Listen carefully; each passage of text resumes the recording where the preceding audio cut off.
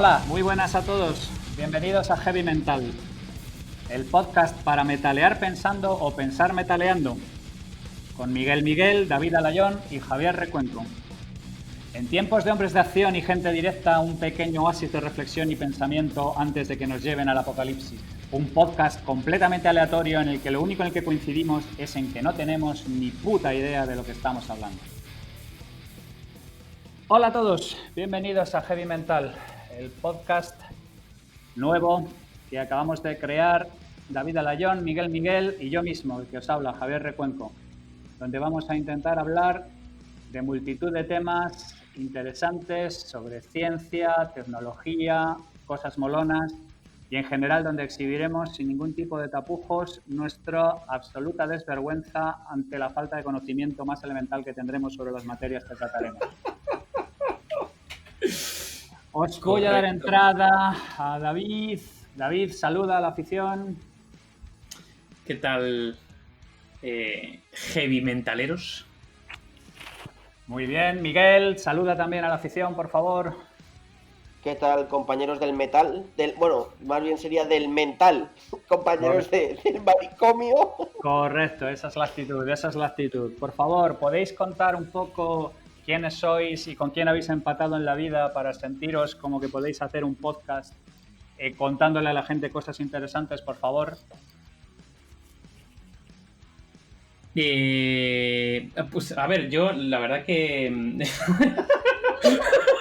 Nací, crecí y un día me vine aquí. Nací, crecí y aparecí aquí. ¿Cuál flor? ¿Cuál ave fénix? No estoy muy seguro de cómo hemos llegado aquí. Yo, por mi lado, no sé, me considero un tipo muy friki, no lo sé. Yo, o sea, tiro de muchos temas muy diferentes. Me mola el metal. Aunque si preguntas a mi pareja me dirá que soy un popero, pero bueno, dentro de ese contexto me mola el tema y a ver, la verdad que tengo muchas ganas de compartir fricadas con todos vosotros y más con dos compartiendo compartiendo mesa con dos personajes como son aquí Javier y Miki. Y no sé, ganas de compartir, también ganas de aprender y sobre todo ganas de pasar un buen rato con muchas fricadas alrededor. Pues nada, yo soy Miki, yo soy de Madrid, como no se nota, bueno, sí se nota, porque no tengo acento de ningún sitio, con lo cual yo soy de Madrid. Y yo, la parte de heavy de mental, yo siempre he sido mucho de los chicles de mental, ¿no? Siempre de toda la vida. Porque la parte de heavy, pues hombre, me gusta el heavy, pero me gustan más los chicles de mental, la verdad. Y yo sí nací y crecí, David ha dicho que no lo tiene claro, yo sí, yo nací y he crecido. Y ahora desde que estamos en cuarentena, pues me aplauden todos los días a las 8 cuando salgo al balcón, porque dicen que soy la hostia. No, básicamente me aplauden porque tengo ideas muy absurdas y poco más. Y que estoy aquí sobre todo porque yo quiero hablar de lo que nadie habla. Es mi única intención. Bueno, pues yo soy Javier Recuenco, no sé cómo me dejé liar por este par de subnormales, pero bueno, no hay que hacer en la vida. Yo soy el auténtico metalero del grupo, estas son unas florecillas silvestres que de vez en cuando hacen alguna cosa un poco absurda, pero no, en realidad no cortan, no dan... Javi, no quieras mentir a nuestra audiencia, di la verdad, ¿era esto o estar entrenando con tus 3 hijas? Correcto. Entonces dijiste, mira, por favor, menos mal, una actividad extraescolar de 2 amigotes para hacer algo. Montemos un podcast, por Dios. Eso es. Nada que incluya cartulina, pegamento, plastilina, ni nada por el estilo, efectivamente. Nada, ni gomas del pelo. Efectivamente. Me niego en redondo a dar ningún tipo de información académica o a qué nos dedicamos o a cosas por el estilo. Yo también, yo me niego también. Y en el fondo, pues cuando planteamos este asunto, como bien dice Miki, lo que queríamos era hablar sobre cosas que la gente no habla. Y entonces nos planteamos hacer un podcast en el que intentáramos hablar sobre cosas raras, fricadas, científicas, con rigor y con un poco de, digamos, humor, francamente. Creemos que el rigor y el humor no solamente sino que, bueno, con más humor que rigor, claro, obviamente. Con rigor mortis. Con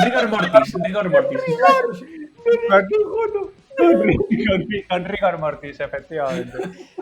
Y entonces, cuando empezamos a escoger temas, pues empezaron a salir un montón de subnormalidades que supongo que con un poco de suerte seguiréis oyendo en próximas entregas de este podcast. Pero siempre para la entrega cero, siempre hay alguna cosa clásica, ¿no? Del estilo de hay vida después de la muerte,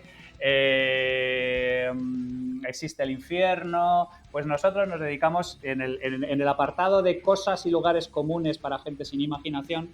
Nosotros elegimos podemos viajar al pasado. ¿Se puede viajar al pasado? Rápidamente. No estoy de acuerdo. Venga, empezamos. Repugno, ¿cómo se llama esto? Impugno la moción. ¿Cómo se dice eso? Protesto, señoría. Nosotros hablamos de viajes en el tiempo, Javi. Correcto. Nosotros hablamos de viajes en el tiempo y entonces rápidamente, como seguimos siendo gente muy poco original, lo siguiente que salió fue ir a matar a Hitler.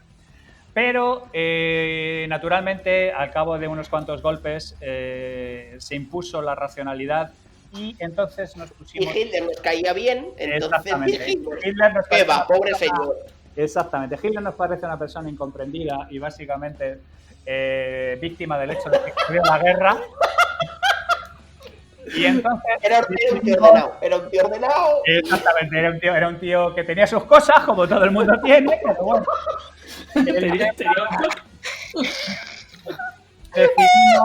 Decidimos reformular la propuesta hacia algo mucho más molón, que es, ¿podríamos ir al pasado y matar al inventor del reggaetón?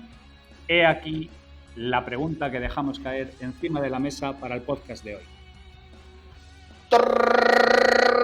¡Podcast cero!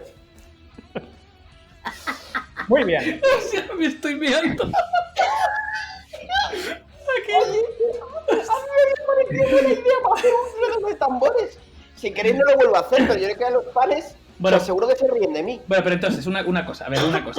Lo que vamos a hablar en el podcast de hoy es si pudiésemos viajar al pasado, ¿no? No, repugno otra vez. Estamos cuestionándolo, ¿no? Si pudiéramos viajar en el tiempo... Sí, continúa, Miki. Eso. Si pudiéramos viajar en el tiempo, ¿podríamos matar al inventor del reggaetón? Bueno, pero entiendo que para matarlo hay que ir al pasado, porque si vas al futuro y lo matas allí, el daño está hecho. Viajar en el tiempo es más holístico que viajar al pasado. Venga, compro. De hecho, científicamente es bastante más sencillo viajar al futuro que viajar al pasado, curiosamente. De hecho, lo de viajar al futuro está testado, es viable. De hecho, ahora mismo estamos viajando al futuro. Correcto. Bueno, técnicamente no estamos viajando. Técnicamente estamos sentados, ¿vale? Pero oye, estamos viajando teóricamente a una velocidad de 1 hora por hora. Ese es nuestro viaje al futuro.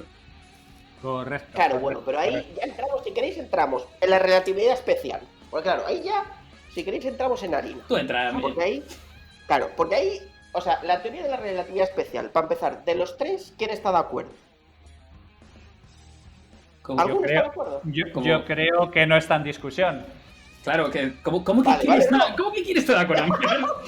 Oye, yo qué sé, alguna mejor... Por favor, si hay algún terraplanista aquí, por favor, que salga en estos momentos antes de que tengamos un problema de índole superior. Que fuera de coña, espera un segundo. A lo mejor para el capítulo 1 no, pero para el capítulo a lo mejor 12 sí que hay que hablar del terraplanismo, ¿eh? Que yo alguna paranoia del terraplanismo me he quedado pensando y digo, hostia, pues eso que proponen de que la Tierra es plana y todo el hielo rodea, porque si no el agua desborda, yo dije, hostia, esto parte de razón tendrá porque esa paranoia es muy fuerte. Veo que a pesar de la cuarentena tu camello sigue acudiendo puntualmente a tu casa. Todo tipo de problemas. Bueno, entonces, relatividad especial, Javi, cuéntanos. Sí. No, vamos, yo personalmente creo que no está en cuestión. Nada de las cosas que supongo que estaréis familiarizadas con ellas, el hecho de que el tiempo se desplaza según nos vamos acercando a la velocidad de la luz, todas las cosas, digamos, que plantea la relatividad especial no están en cuestión. El problema es que la relatividad especial no nos da suficiente información como para poder llegar a la conclusión de que el viaje en el tiempo es posible. Sí es posible hacerlo en el futuro, teniendo en cuenta el concepto clásico de curvatura del espacio-tiempo y el concepto clásico de agujero de gusano que nos permite trasladarnos de un sitio a otro, teniendo en cuenta que son conceptos altamente constructos altamente intelectuales, que evidentemente no han podido ser probados ni han podido ser verificados, pero teóricamente, acorde a la relatividad espacial, es perfectamente posible. Lo que la relatividad especial no pone encima de la mesa, bajo ningún concepto, es si es posible usar esos conceptos para viajar al pasado. Hay una manera bastante complicada de hacerlo que involucraría trabajar con agujeros de gusano que podríamos colocar cerca de fuentes con altísima gravedad que permitieran una aceleración brutal. Pero claro, básicamente nosotros con nuestros medios a día de hoy hemos llegado a acercarnos a un 0,03% con respecto a la velocidad de la luz. Y aquí estoy incluyendo todas las velocidades que han conseguido todos los dispositivos actualmente en órbita y cosas como motores iónicos, velas solares y todo este tipo de cosas que en principio, aunque tienen bastante potencia, como se van montando uno encima de otro y la fuente de energía es constante, teóricamente lo podríamos acelerar hacia una velocidad próxima a la de la luz. Así que yo personalmente considero que, uno, no está en cuestión nada de lo relativo a la relatividad especial. 2, está bastante probado que se puede viajar hacia el futuro y para ello necesitamos acercarnos a velocidades próximas a la luz. Y 3, no está nada claro, en base a lo que dice la relatividad especial, que podamos dirigirnos hacia el pasado. No sé cuál es vuestra opinión sobre la fiesta. Vamos, yo estoy totalmente de acuerdo. Para mí no está en juego. Yo la verdad que he estado leyendo cositas de ya no solamente de, digamos, cálculos teóricos, ¿no? Sino qué experimentos se han hecho y me estuve leyendo varias cosas interesantes sobre 2 astronautas rusos que pasaron más de 800 días en el espacio exterior, que es como el récord mundial, pasar, que son 805 días, 804 días, ¿no? Y de alguna forma ellos habían viajado, gracias a eso habían viajado al futuro, creo que era 0,2 segundos. O sea, y se había podido testar, era muy poquito tiempo, pero lo habían conseguido. Y luego había estado leyendo también sobre unas partículas que son los muones, que son partículas elementales, de estas que además están por todos lados, porque son las que chocan con los rayos cósmicos en la atmósfera. Y teóricamente son dos partículas que son unas partículas que tardan como 2 microsegundos en morir. O sea, nacen 2 microsegundos y mueren, ¿no? ¿Qué pasa? Que van a una velocidad muy cercana o relativamente alta con respecto a la velocidad de la luz, ¿no? A los 300.000 kilómetros por segundo. Y en ese caso sí que se ha visto que unas partículas que, digamos, viven durante 2 microsegundos, nosotros la percibimos como si viviesen 2 minutos. ¿Por qué? Pues justamente por la relatividad especial, ¿no? Cuando hay partículas que van a una velocidad muy elevada, digamos que para ellas se ralentiza bajo su propia perspectiva, ¿no? Entonces, para ellos los 2 microsegundos es para nosotros 2 minutos, ¿no? Y eso se ha podido ver y testar. Por lo tanto, en el fondo están viajando a nuestro futuro, ¿vale? Esas partículas. Y es algo que, bueno, se ha podido testar y lo hemos conseguido. Hay otra cosa que, vamos, que podemos ver en películas de ciencia ficción tipo Interstellar y demás, que tiene que ver más con otra vía para viajar al futuro, que aún no ha sido testado, obviamente, que es el tema de acercarnos a grandes masas, ¿no? Por ejemplo, agujero negro. En ese caso pasaría algo relativamente parecido. El tiempo sería bastante más lento, digamos, a los protagonistas del acercamiento al agujero negro con respecto, por ejemplo, a la gente que está en la Tierra, ¿no? Y es un poco lo que ocurre en Interstellar. Bueno, a mí la verdad es que, partiendo un poco de la premisa de David, de que a él le gusta leer, yo la verdad es que decir que a mí no. O sea, a mí me gusta, yo suelo esperar a las pelis, ¿vale? Entonces, yo la verdad es que me fui entonces, o sea, cuando preparamos un poco el capítulo, dije, hostia, yo esto lo tengo que ver en Penny, y entonces me fui a mi referente televisivo y cinematográfico de mayor inspiración científica, que son las pelis de Marvel, y dije, hostia, esto es muy raro que en una peli de Marvel no haya salido algo relacionado con esto. Y la verdad es que si no habéis visto la última peli de Marvel, Marvel Endgame, no escuchéis los próximos 30 segundos.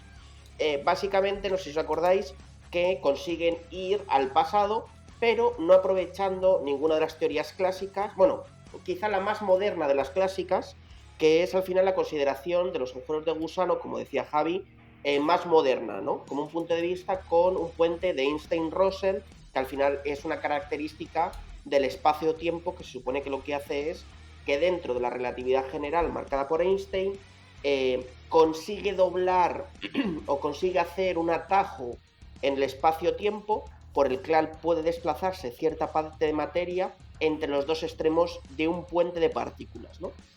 Vale, que claro, aquí ya nos encenderíamos un piti y empezaríamos a fumar crack, porque claro, aquí ya tenemos que empezar a pensar que entonces se daría la situación, como decía David, de un sistema electromagnético de muchísimo peso, con una frontera de horizonte de sucesos súper compleja, donde la luz no traspasaría.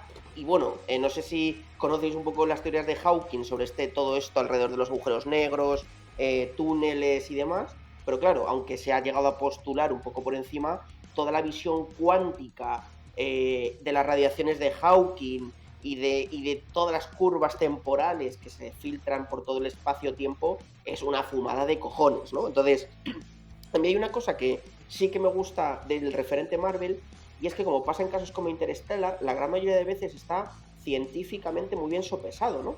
Y una cosa que sí que es verdad es que al final, cuando hablamos de este tipo de sucesos, de futuro, pasado, viajes en el tiempo, nos damos cuenta que la gran mayoría de cosas que nos ayudan a conseguir eso es ir a un nivel cuántico, ¿no? Como decía David, bosones, muones y demás, ¿no? Y al final, cuando bajas a nivel cuántico es cuando puedes empezar a tomar decisiones sobre la elasticidad del espacio-tiempo, que si no es totalmente inviable.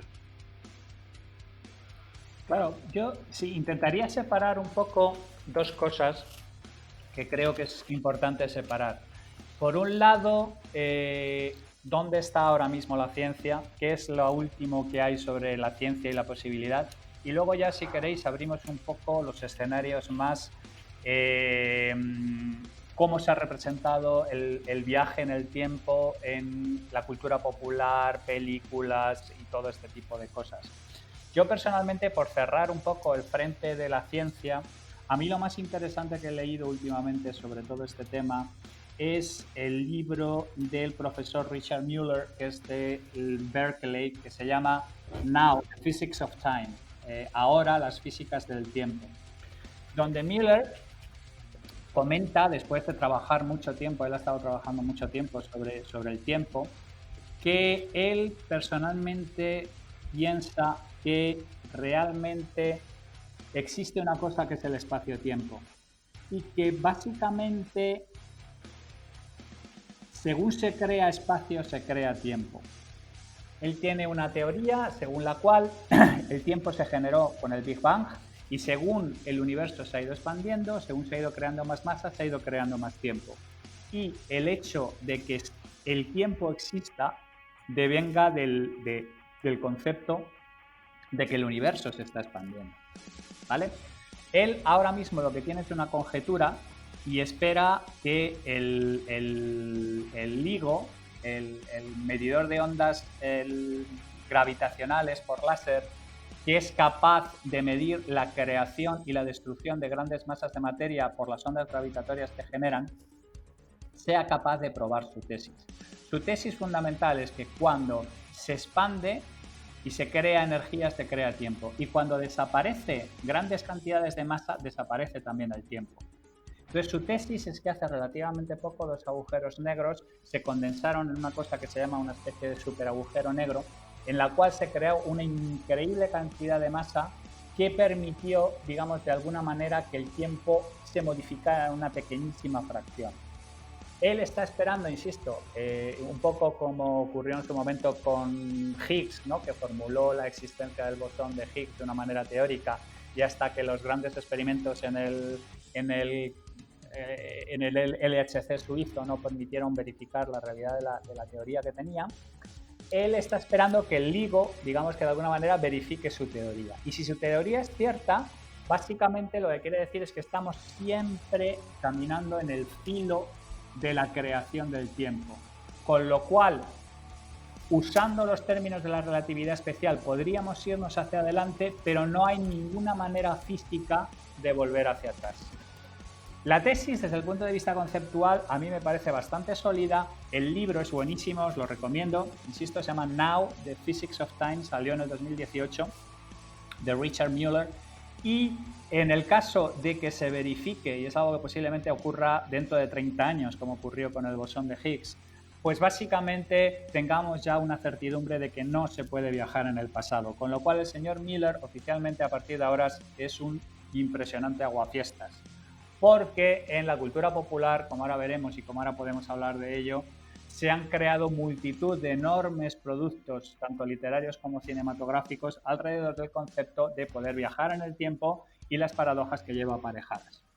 ¿Pero fueron a matar el puto reggaetón o no? Vamos a entrar ahí.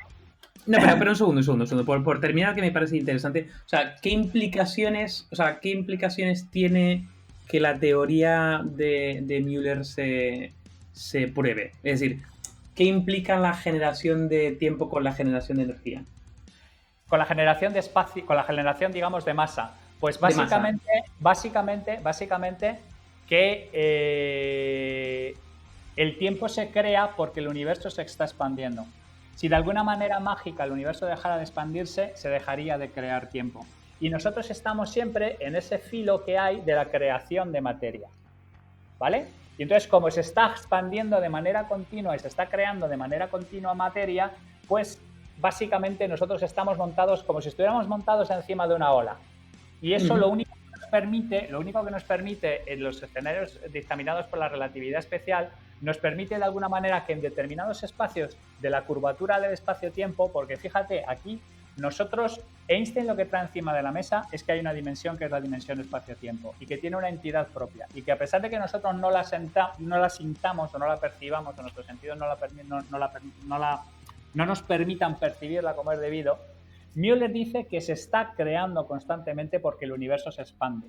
Pero ahí, Javi, también viene un poco la teoría de cuerdas, ¿no? Es decir, la teoría de cuerdas al final lo que admite de forma clara es la existencia de más de 3 dimensiones, pero que esas dimensiones extra estarían en una escala atómica o subatómica o superatómica, que realmente, pues bueno,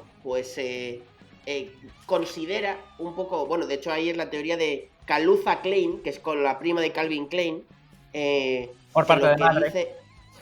Tal cual, por parte de madre, que lo que dice al final es, mira, que yo la relatividad general me la creo, pero al final la gravitación y el electromagnetismo tiene un modelo geométrico en el espacio-tiempo de X dimensiones, que de hecho Kaluza-Klein la prima de Calvin Klein, dice que son 5, vete tú a saber, porque considera tiempo y luego considera que el tiempo puede ser doble en forma de I, o sea, 2 realidades temporales, que serán las 5 con las 3 habituales, 3 más 2, 5, se fusionan en una única, ¿no? Pero claro, al final ahí difiere mogollón lo que espera la chunga esta de Kaluza-Klein con un poco la relatividad tradicional que realmente no defiende la teoría de cuerdas. Claro, bueno, pero es que hay un tema. La teoría de cuerdas, para mí, insisto, no entra dentro de lo que yo llamo los artificios matemáticos de la física. Entonces hay un montón de cosas que la física desde el punto de vista teórico te permite, pero que es muy complicado de trasladar a realidad. En realidad son modelos, hasta que no se verifican... Claro, pero ahí vamos entonces a entrar en un punto complejo que te pregunto. Para ti, si tienes que estructurar monger, medio e inteligente, entre un físico, un químico y un matemático, ¿quién es el monger, quién es el medio y quién es el inteligente? No me gusta cómo está formulada la pregunta. Cómo está formulada la pregunta, efectivamente. No, vamos a ver. El propietario último de la belleza pura de la formulación es siempre el matemático. Lo que pasa es que los otros dos viven en el planeta Tierra. Y claro, viviendo dentro del planeta Tierra se puede vivir más y mejor generalmente si eres físico que si es cualquier otra cosa. No, lo que quiero decir es que, por ejemplo, investigando sobre todo los temas relacionados con el podcast, me he encontrado con una serie de artificios matemáticos maravillosos pertenecientes a la física, como uno de ellos, por ejemplo, que se llama el time reversal, algo así como la reversión en el tiempo, que es algo parecido a si hay una ecuación física determina que ocurre esto, ¿cuál es la ecuación física que determina cómo esto sucede hacia atrás? Es igual que cuando nosotros vemos una película y la pasamos hacia atrás, ¿ves? Cuando vemos a la gente andando para atrás o cuando vemos cómo las piezas en una explosión vuelven a su zona. Bueno, pues físicamente, desde un punto de vista matemático, es perfectamente posible hacer eso y hay todas unas reglas de la física que se llaman los reverse physicals que manejan eso. Pero eso desde un punto de vista, digamos, de ponerlo en fila, se sostiene conceptualmente, se sostiene matemáticamente, pero físicamente es un tema muy complicado. Pues yo personalmente creo que las teorías de cuerdas, porque las teorías de cuerdas les pasa como a los trastornos del espectro autista, que es que no hay una única teoría de cuerdas, hay 700 teorías de cuerdas. Todas ellas las que se sostienen matemáticamente, dependiendo de un número diferente de dimensiones, pues es que hay un montón de cuerdas diferentes. Entra dentro de lo que yo llamo la categoría de los juegos o los juguetitos matemáticos que hay alrededor de la física. Sin embargo, lo que plantea Müller es una cosa que viene de alguien que ha estado trabajando ya en interferometría, que ya ha estado trabajando en un montón de cosas, que ha estado trabajando ya en temas de creación, destrucción de grandes cantidades de materia, y que una persona como el propio, madre mía, el presentador de Cosmos, ahora mismo se me ha ido de la cabeza. No, Neil deGrasse Tyson. Efectivamente, ha dicho, oye, pues de verdad, la teoría, al leer el libro, al leer Now, dice, la teoría puede ser cierta o puede no ser cierta, pero la reflexión que contiene es súper potente. Y este tío es un físico teórico, o sea, no es un matemático, ¿vale? Es una persona que está más acostumbrada a testear toda una serie de cosas que están un poco más concretizadas que los meros artificios matemáticos. Entonces, yo personalmente, en grado de credibilidad y de verosimilitud, considero antes a Müller que todos los ejercicios que hay ahora mismo hechos sobre teoría de cuerdas, sin negar la posibilidad de que esa conjetura en el fondo sea correcta. Pero yo me siento más cómodo desde el punto de vista tangible y desde el punto del track record del autor y desde el punto de vista, digamos, de cómo está organizado desde el punto de vista teórico el conocimiento con la teoría de Müller que con las diferentes teorías de cuerdas. Y si podéis echarle un vistazo a libros de estos que os estoy hablando de Time Reversal, porque me he quedado completamente picueto de ver las cosas, los ejercicios teóricos que hacen los físicos usando la matemática para este tipo de cosas, como cómo determinar cómo vuelven hacia atrás las bolas de billar en una jugada y cuáles serían las posiciones iniciales y cómo poderlas fijar y cómo poderlas obtenerlas. Es un mundo maravilloso, pero insisto, están dentro de lo que yo considero artificios matemáticos construidos alrededor de la física, más que teorías que tengan un cierto grado de verosimilitud y que están pendientes de verificación por el método científico para determinar si son viables o si se quedan solo en conjetura. O sea, entiendo Javier, entiendo que dentro de estos artefactos y juegos matemáticos estarían también los agujeros de gusano, ¿no? Absolutamente. El agujero de gusano son artificios matemáticos también. Y ahí entrarían todas las paradojas espaciotemporales, claro, la paradoja del abuelo. Todo este tipo de cosas entra dentro de lo que es la parte de artificios matemáticos. Por ejemplo, y vamos a entrar si queréis ahora en cómo se ha tratado el viaje del tiempo en la cultura popular. Si veis películas como Primer o veis películas como Donnie Darko o cosas por el estilo, lo que se hace es crear una serie de reglas, ¿vale?, para determinar cómo se puede hacer un viaje en el tiempo y cómo no. O sea, dentro de que no hay ninguna prueba de que eso funcione de una manera determinada, lo que sí hay es un conjunto de reglas al que está sometido, como dando a entender que el viaje del tiempo tiene una serie de condicionantes, no es un tema trivial, no es un tema sencillo, tiene que explicar el hecho de la paradoja de Crítico, hay varias hay varias personas teorizando por qué no nos hemos encontrado viajeros en el tiempo, por qué no han aparecido gente en nuestro lugar. El propio Hawking en Historia del Tiempo habla del tema. Y fundamentalmente, si nos fijamos en cómo se ha tratado el viaje en el tiempo, salvo en producciones misérrimas donde tú te sientas en un sitio, o sea, visiones más o menos ingenuas, ¿no? Como puede ser la de H.G. Wells o la de películas de bajo presupuesto y cosas por el estilo, en el que tú sencillamente apareces rollo Los visitantes no nacieron ayer y cosas así, apareces un poco, o un yankee en la corte del rey Arturo, ¿no? Así un poco como, ¡yeah! Oye, pero Ocean's Eleven, ¿no quieres hablar de Ocean's Eleven o de Pulgarcita o yo qué sé, ya que está, ¿sabes? No, a ver, pero Ocean's Eleven es un peliculón y otro día hablaremos de la orquestación de equipos, que es algo, pero eso es para otro podcast. Lo que quiero decir es que cuando una película intenta tomarse en serio cuál es el planteamiento que tiene para el viaje en el tiempo, fijaos que generalmente se adhiere a una serie de reglas. El de los multiversos, el de las diferentes líneas de tiempo, el de un montón de cosas. A mí, por ejemplo, a mí me gusta mucho cómo lo representa Primer y cómo lo representa Donnie Darko. No sé vosotros qué tenéis en la cabeza de cómo ha palmado la cultura popular el viaje en el tiempo.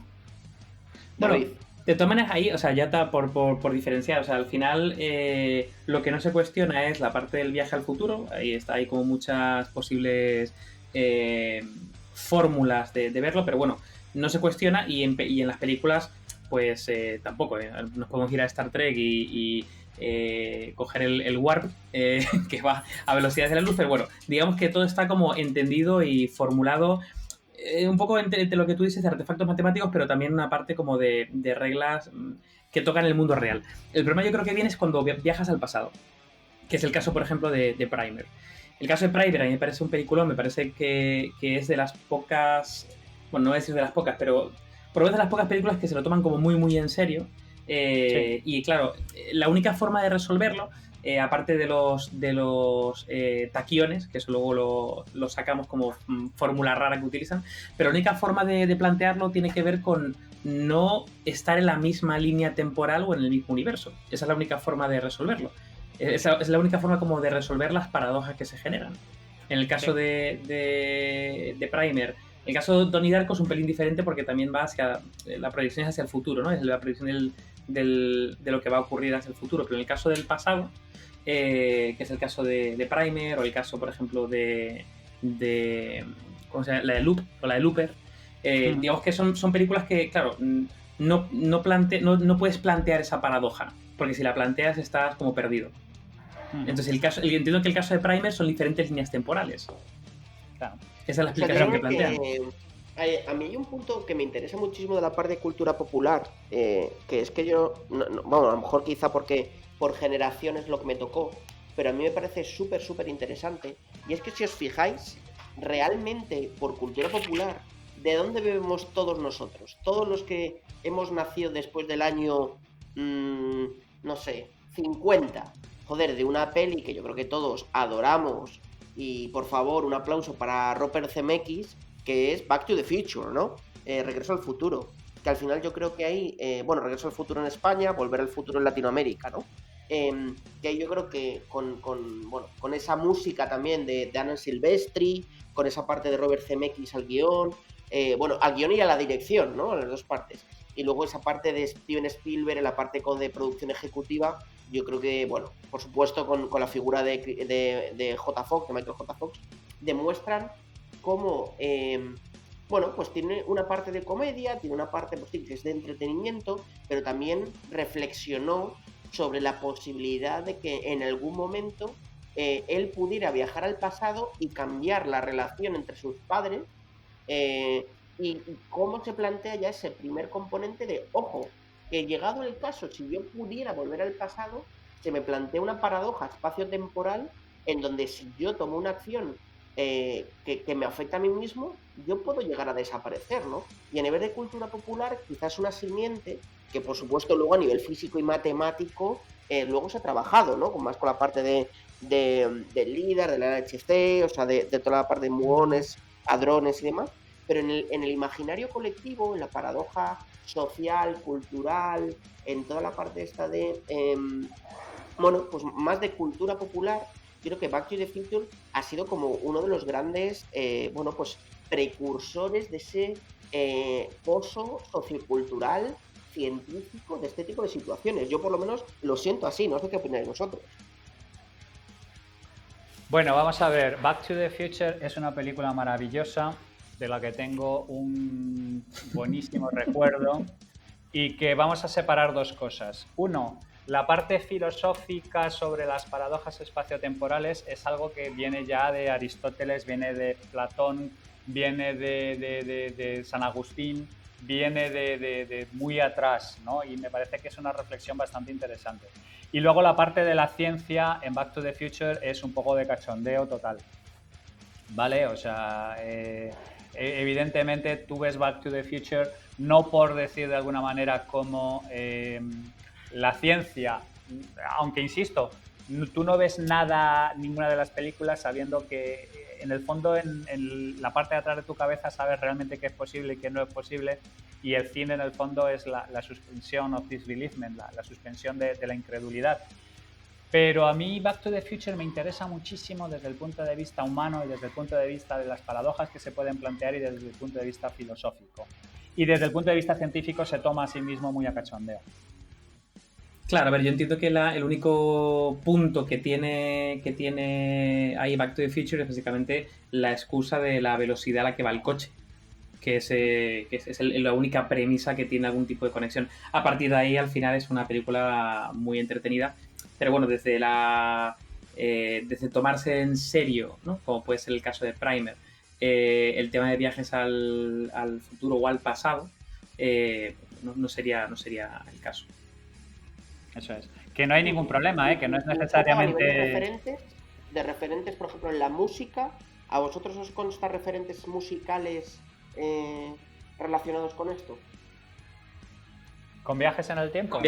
Con viajes. Sí. A ver, futuristas ha habido también de toda la vida, ¿eh? O sea, quiero decir, la idea del futuro nos ha fascinado, insisto, desde los griegos.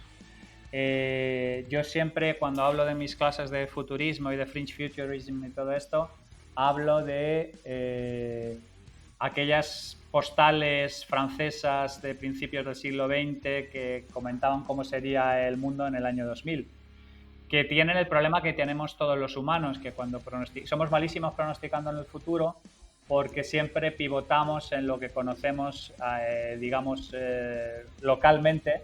Y así, por ejemplo, en estas postales la gente acababa de tener conciencia de que existía el avión, era una de las primeras ideas, y entonces la gente veía que en el año 2000 los carteros irían en pequeños aviones a llevarte las cartas a tu casa. Naturalmente el concepto de Internet y este tipo de cosas les era completamente alienígena. Entonces yo creo que la parte filosófica y con ello cada una de las diferentes artes, ahora mismo no me viene a la cabeza ninguna obra clásica que hubiera trabajado sobre el futuro, sobre todo porque católicamente hablar del futuro y hablar del pasado y hablar de todo este tipo de cosas no era un tema particularmente bien visto. Uh-huh.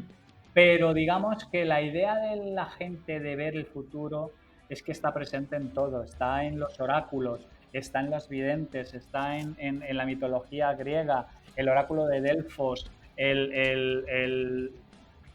la precognición, todo este tipo de cosas nos ha fascinado siempre culturalmente porque nos ha fascinado culturalmente. Y evidentemente eso ha tenido que permear un poco en todos los campos de la cultura. Nos viene La máquina del tiempo porque a lo mejor fue la primera novela específica hablando de todo esto, pero cuando tú ves las novelas de Julio Verne, en el fondo son ejercicios de futurismo sobre cosas que su intuición acertaba una serie de cosas y otra serie de cosas que era imposible de pillar. Entonces, yo me preocupa más, digamos, o me llama más la atención cuando una película se lo toma en serio. Digamos, cuando una película especula en serio con cómo podría ser la parte del viaje del tiempo. Y en cosas como Donnie Darko y en cosas como Primer y todo esto, hay una nada disimulada narrativa de que el que toca las pelotas con el tiempo generalmente suele salir trasquilado. Está el concepto de esa policía del tiempo que se utiliza también en un montón de sitios. Está, digamos, de alguna manera que no es muy buena idea jugar con las líneas temporales. No sé cómo lo veis vosotros. Bueno, a ver, partiendo de la base que las líneas temporales y los multiversos sigue siendo ese artefacto de juguete, ¿no? Artefacto matemático que no ha sido testado. Es decir, si lo tomamos como base, que a mí me parece interesantísimo, soy súper fan de las películas con diferentes líneas temporales y demás. A mí me parece fascinante y de hecho, a ver, hay pelis bastante poco conocidas. No sé si os suena una que es la de Predestinación, no sé si os suena. Muy buena, muy buena. Esa, por ejemplo, es una peli bastante desconocida, o por lo menos la gente no lo suele conocer, es de hace unos años, 2014 creo que es, en el que se plantea esa misma filosofía, otra más conocida porque es mainstream, ¿no? Como el efecto mariposa, 2004, 2005 creo que es la peli. Digamos que hay muchas pelis que tomando, digamos, creo que es la premisa fácil porque tampoco tienen que explicar nada, ¿no? Es decir, el caso, por ejemplo, de Primer, oye, pues se curra la filosofía de una máquina, tiene que estar encendida al mismo tiempo, la máquina tiene que estar encendida para poder aparecer en el punto en el que se encendió. Es decir, hay una serie como de reglas. De reglas, lo que hablábamos antes. Claro, le da un poco de solidez. En cambio, en la parte nuevamente de multiversos y de diferentes líneas temporales, que bueno, es el mismo caso de Regreso al Futuro, ¿no? Al final coges una teoría, digamos, la pones como premisa y no tienes que explicar absolutamente nada, ¿no? Yo antes quería nombrar también al tema este de los taquiones, porque los taquiones, o sea, es una partícula hipotética, es decir, teóricamente es una partícula que supera la velocidad de la luz, ¿no? Y bueno, pues hay una descripción física y demás, evidentemente no se ha testado, pero los cómics de ciencia ficción y un montón de películas lo cogen como digamos, como excusa, ¿no? En plan de no me preguntes porque he utilizado taquiones y ya está. Entonces es el caso, por ejemplo, de Star Trek o el caso de no sé si recordáis una peli que se llama K-Pax, la de... Sí, claro. Yo no me acuerdo. Bueno. Yo siempre me acuerdo, David, tío, de cosas de estas, de una peli que tú me enseñaste de un viaje en tren, que era como un continuo viaje al pasado y al futuro, que era una rayada tremebunda. La de Código Fuente. Código Fuente, efectivamente. Lo que pasa es que el Código Fuente utiliza otra línea muy diferente que es una simulación. Es decir, tú vives en una simulación y por lo tanto el espacio-tiempo está regulado por otro tipo de criterios. Es decir, que... Rollo Matrix o algo así. Rollo Matrix, exactamente rollo Matrix. Entonces, claro, ahí digamos que hay un sistema que es el que rige las reglas, ¿no? Es decir, si rollo soy Elon Musk, ¿no? Y me creo que hay una entidad superior que gestiona todo este percal, ¿no? Claro, rollo Nick Bostrom, o sea, rollo vivimos en una simulación y si eso fuera así, bueno, pues probablemente se pudiese, o sea, lo que percibimos como reglas son las reglas de un videojuego y hay unas metareglas y hay un sistema que está por encima y que podríamos llegar, no sé, a un punto, no sé cómo, ni cuándo, ni el por qué, si hay que hacer un tipo Matrix de desconectar el cable, pero bueno, pues se podía llegar a lidiar con ello de otra manera diferente y lo que estamos en el fondo viendo es un videojuego, estamos definiendo las reglas del videojuego por pura percepción de nuestros sentidos y demostraciones matemáticas. A mí me parecía muy interesante lo que me contabais el otro día de la gente de Dave Grohl, ¿no? Que yo no sé si lo queréis contar, ya introduciendo un poco hacia la cultura del reggaetón, que al final un poco es lo que queríamos traer aquí, y un poco el por qué viajaríamos, ¿no? Venimos a decir dos cosas muy tristes. Es más que probable que no podamos ir al pasado y es completamente imposible exterminar el reggaetón matando solamente a una o dos personas. Habría que matar... No es el problema de matarlos porque, en el fin, yo me siento con esa responsabilidad. Pero simplemente lobotomizarlos, ya está. Efectivamente, esterilizarlos. Con esterilizarlos se me daba por satisfecho. Pero sí, efectivamente, yo creo que ha llegado el momento, efectivamente, Miki lo ha traído muy al pelo de ir a la parte del reggaetón. ¿Por qué? Javi, lo estaba deseando, tío. Lo estaba deseando. ¿Por qué? ¿Por qué ocurren estas cosas? ¿Por qué hay pandemias? ¿Por qué existe el cáncer? ¿Por qué el reggaetón llegó a nuestras vidas? Bueno, básicamente... ¿y por qué si tuviésemos la capacidad de viajar en el tiempo hacia atrás, lo primero que haríamos sería eso? Sin duda alguna. Esa era la pregunta. Podemos hacer De hecho, leí un montón de teorías muy interesantes sobre que el hecho de que te hubieras cargado a Hitler no hubiera cambiado mucho los temas. Ese es otro tema que me gustaría trabajar otro día en el podcast, porque básicamente Hitler, según la cuenta de su médico personal, se tiró los últimos 2-3 años subido en el techo con un globo de drogas que no podía con él. Eso me gustaría hablar sobre el tema en otro momento. Espera. Javi, creo que te estás equivocando. A mí no me gustaría que habláramos de eso. Lo que me gustaría es estar como ese hijo de puta. Bueno, sí, efectivamente, pero ese ya es otro tema. Cuando tienes acceso a las drogas de calidad, el mundo es un lugar maravilloso. Pero volviendo a lo que estábamos hablando, el reggaetón, sus orígenes, después de leer un montón de cosas sobre un montón de teorías, parece ser que están en la bella tierra panameña, que es un sitio absolutamente maravilloso, pero que a mediados de los 80 empezó a generar una especie de degeneración. Por cierto, ¿alguno de vosotros ha podido entender por qué demonios se llama reggaetón si no deriva del reggae? Los tiempos son completamente diferentes y en realidad de lo que viene es de una especie de cosa medio marciana. ¿Qué habéis podido...? Javi, yo lo sé, porque el reggaetón funciona todo igual. Lo hacen así por joder, para tocar los huevos. Es una conspiración, siempre lo he sospechado. Lo hacen por joder. No, yo personalmente me lo estoy investigando y sí que deriva del reggae. Ahí está lo curioso. Me estuve mirando ahí como genealogía musical y sí que deriva del reggae. Lo que pasa es que el reggae está muy, muy arriba en el árbol genealógico. Y donde hubo ahí el punto, o sea, deriva del reggae y deriva, por otro lado, o tiene mezclas del rap. Del ton. Bien, Miki, te veo ágil. Del reggae y del ton.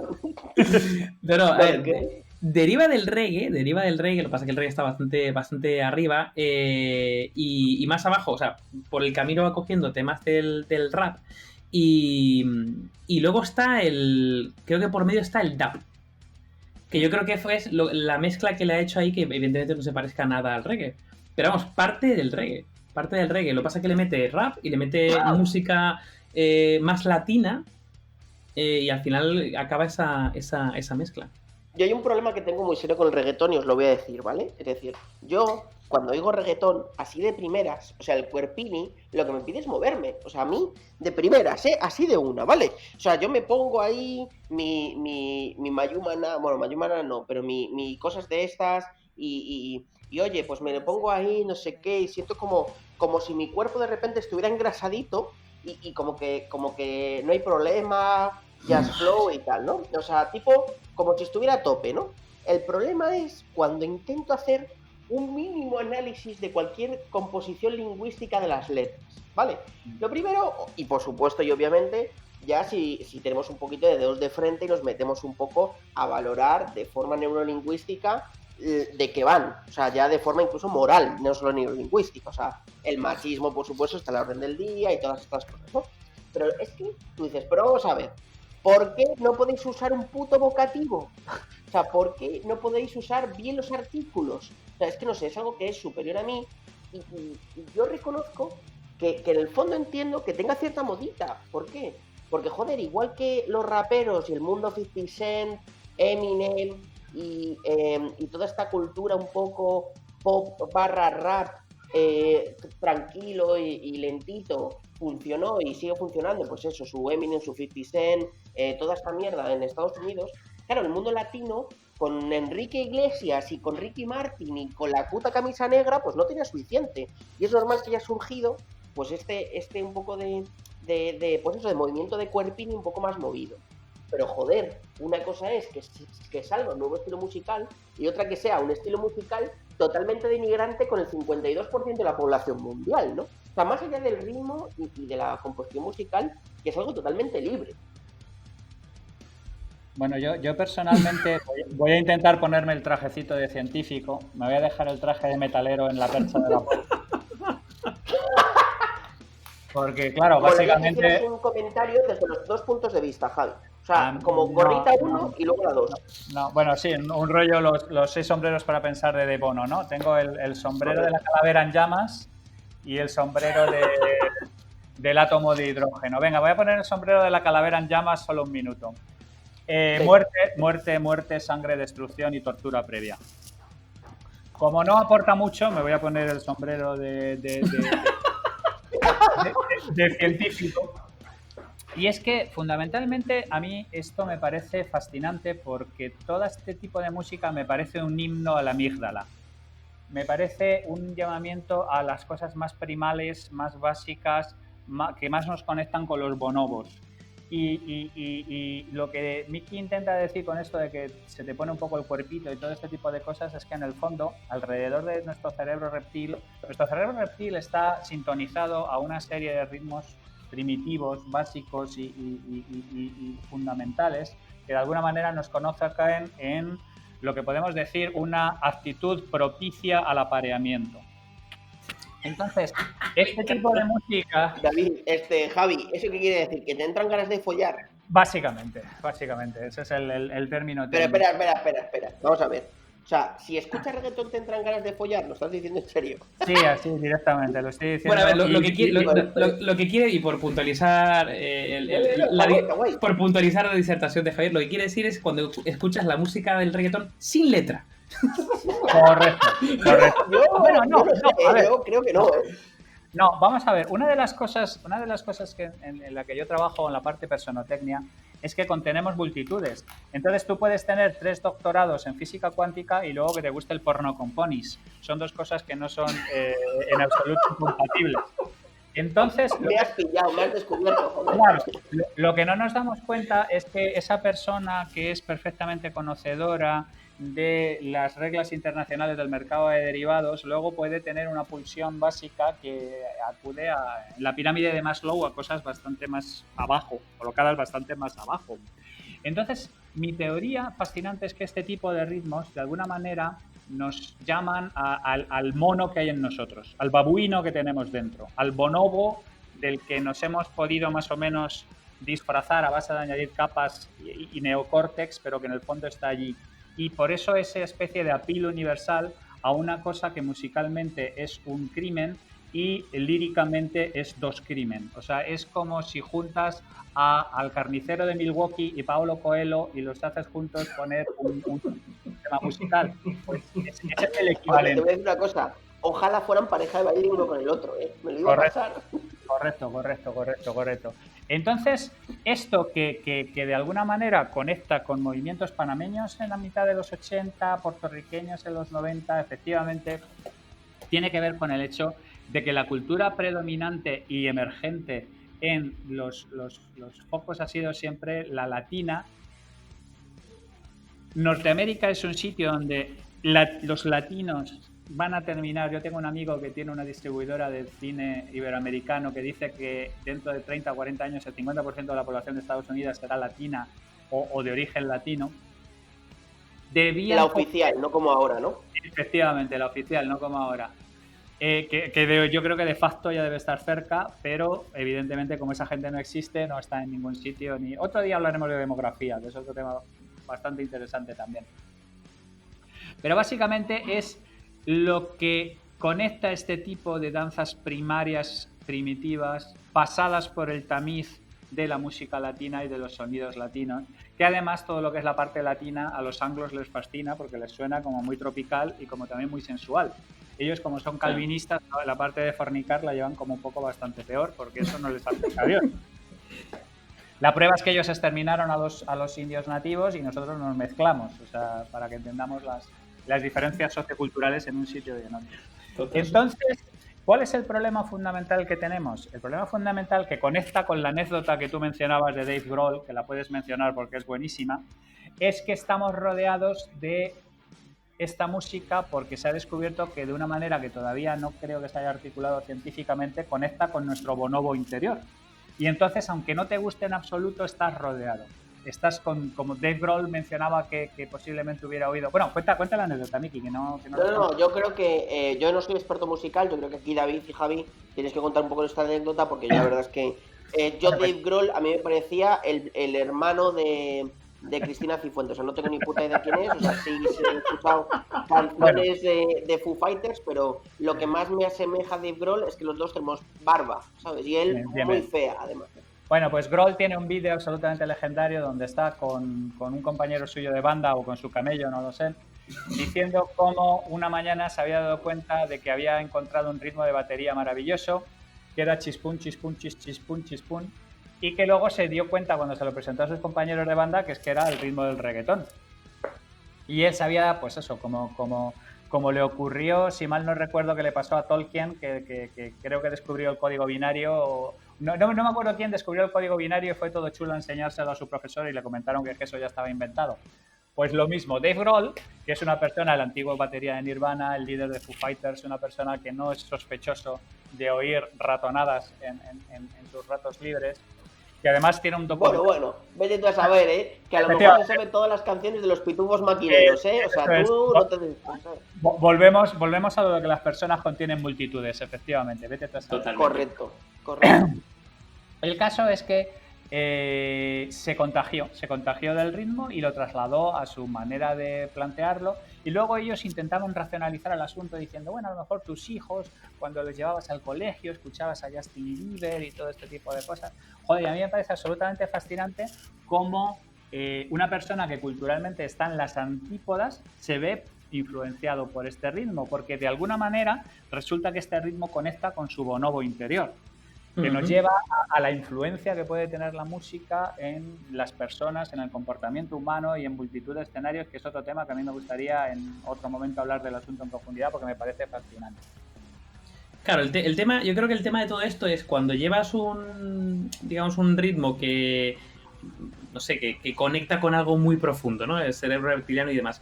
Lo sacas de ese contexto, lo comercializas de forma mainstream, le pones unas letras que... Madre del amor hermoso. Y es lo único que escuchas. Ese es el gran problema. Cuando lo estiras de esa manera, pues pasan cosas como que salen estudios diciendo que el reggaetón afecta a tus neuronas, básicamente porque genera un deterioro cognitivo prematuro, o por ejemplo que bueno, no genera, pero está asociado al reggaetón directamente con personas que tienen una baja capacidad intelectual. Es decir, los que solo escuchan o principalmente escuchan eso, ¿no? Al igual que hay un estudio que lo puedo incluso compartir por algún lado, que ponen, yo que sé, a Beethoven y a Radiohead con gente que tiene un nivel o un IQ relativamente elevado, y directamente el reggaetón y probablemente otros tirando un poco de la anécdota del bonobo, otros ritmos ancestrales alrededor de la hoguera, directamente con gente que tiene un bajo IQ. Entonces, hay una correlación ahí en el sentido de es algo que toca algo muy muy profundo, que probablemente en ciertos contextos estaría genial, probablemente sin la letra, pero claro, el problema está en cuando se convierte en, no sé si es la primera o segunda música más escuchada de Spotify, por lo menos de todos los países latinos y de medio mundo. Eso es lo que es increíble.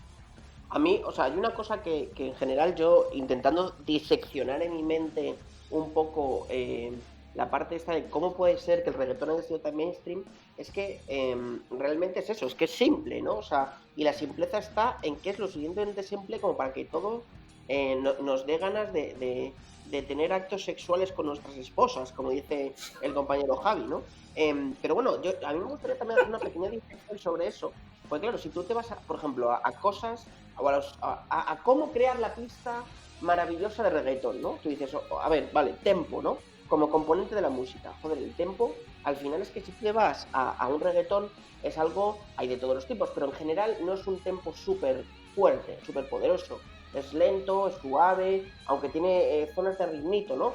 Pero si te vas a gente como, ya entramos aquí en tecnicismos, gente como Farruko, como Baby Rasta, como Maluma, como Arcángel, como Don Omar, como Daddy Yankee, pues por ejemplo los primeros, quitando a Don Omar y Daddy Yankee, o sea, Farruko, Gringo, Maluma, Baby Rasta, Arcángel usan ritmos más pausados, más melosos y tal, y un Don Omar y un Daddy Yankee pues tienen un tempo mucho más rápido y darle un poquito de flow a un baile y bueno, que al final pues lo que hace es que tenga como más, bueno, pues a lo mejor tiene un tempo de 100 pulsos por minuto y a lo mejor los otros pues tienen un tempo más de 80, que tampoco es un tono o un tempo lento, ¿no? Si ya te vas a una parte de acordes y dices, hostia, es que al final te escuchas los acordes del reggaetón y la gran mayoría son todos muy similares, muy similares, y lo que hace es que es relativamente sencillo, si tienes un diagrama de acordes, componer, muy sencillo, con ciertas escalas y un poquito por internet, y si no eres muy monger, te puedes comprar un reggaetón con un corito así un poco pegadizo y poco más, ¿no? Luego, la parte de escalas, pues sí, ¿no? Si tú quieres que las canciones pues tengan ese tono pegadizo, te montas unas escalas rimbombantes y lo mezclas con una melodía, pues hay que le dé un poquito de, bueno, pues con tu propio estilo, que cree un poquito de ambiente, que dé un poco de emocioncita y tal, y luego le metes pues unos loops, unos samples que sean de dembow, y le metes unas percusiones ahí medio caribeñas, y le metes ahí un poquito a tu voz de autotune, y cuando te quieres dar cuenta tienes ahí montada una música que te crees ahí Enrique Iglesias con Daddy, el Yankee, el Cali, el Chuli y el Pai, que te has montado una estructura musical, que tienes ahí tu introducción, tu estrofita, tu estribillo, tu break con tu doble estribillo, tu no sé qué, y cuando te quieres dar cuenta, joder, te has metido ahí 2 versos, 2 coros, tienes ahí un intro y un out, y joder, es que te crees un puto poeta, o sea, literal. Yo te veo extrañamente puesto en esta movida, Mike. La verdad. O sea que me inquieta sobremanera. Pero sobremanera. No. A mí me parece yo bien. simplemente he hecho una pequeña disección. Tenemos que tener nuestros apóstoles de cultura popular y me parece que Mike cubre ese flanco de una manera maravillosa. Básicamente, yo tengo que culturizar alrededor de la postura noble del reggaetón. No, lo odio profundamente. Simplemente, o sea, cuando le haces una pequeña disección, realmente en tono, en estilo, en forma, en escalas, en estructuras, no es descubrir tampoco nada del otro puto mundo, la verdad. Muy bien. Pues chicos, francamente creo que vamos a hacer un poco de recogida de velas y de recopilación de las principales conclusiones, que yo las tengo aquí anotadas y son absolutamente desoladoras. Muy bien, yo creo que si os parece, damos 30 segundos a cada uno para que haga sus conclusiones. Venga. Javi. La mía es que muy mal, el mundo no tiene sentido. Es muy complicado viajar en el pasado, prácticamente imposible. Y además habría que haber matado a un montón de gente en un montón de sitios al mismo tiempo, con lo cual es bastante probable que nuestra labor sería completamente infructífera. Entonces, amigos míos, todo este programa ha sido un completo dislate desde el principio, porque no se puede hacer. Yo coincido, o sea, mi conclusión es, no hay, creo que va a ser muy complicado o casi imposible viajar al pasado, y creo que menos mal que no es posible y menos mal que no nos hemos cargado al creador del reggaetón, porque si no lo hubiera creado David Grohl y estaríamos muy jodidos. Exactamente. Muy bien, y yo por mi parte lo único que quiero y que espero es que sí que existan los viajes al futuro, para que en el futuro hagamos un podcast de una temática un poco mejor que dar cabida en la puta mierda de reggaetón.